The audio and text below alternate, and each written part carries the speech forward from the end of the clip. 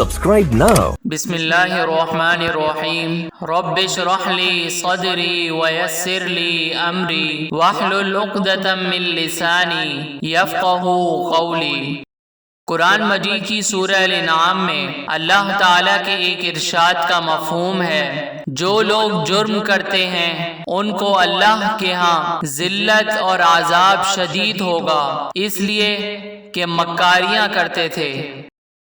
قرآن مجید کی سورہ المطففین میں اللہ تعالیٰ کے ایک اور ارشاد کا مفہوم ہے، سن رکھو کہ بدکاروں کے اعمال سجین میں ہیں، اور تم کیا جانتے ہو کہ سجین کیا چیز ہے؟ ایک دفتر ہے لکھا ہوا۔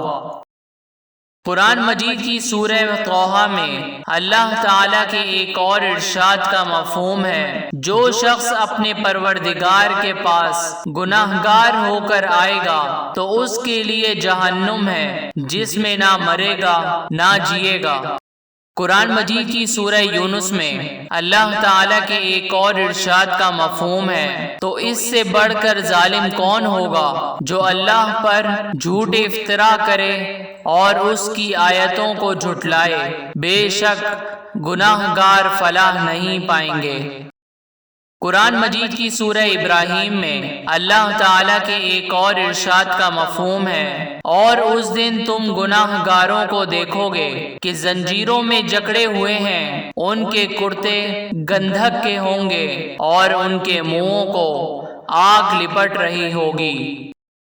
قرآن مجید کی سورہ مریم میں اللہ تعالیٰ کے ایک اور ارشاد کا مفہوم ہے، جس روز ہم پرہیزگاروں کو اللہ کے سامنے بطور مہمان جمع کریں گے اور گناہ گاروں کو دوزخ کی طرف پیاسے ہانک لیے جائیں گے۔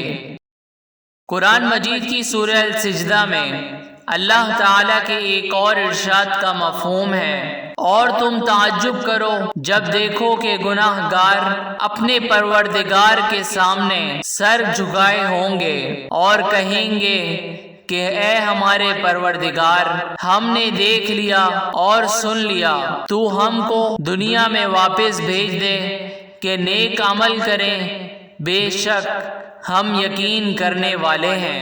نیکی کی باتیں دوسروں تک پہنچا کر اپنا دینی فریضہ ادا کریں، اور ہماری حوصلہ افزائی کے لیے ہمارے چینل کو ضرور سبسکرائب کریں۔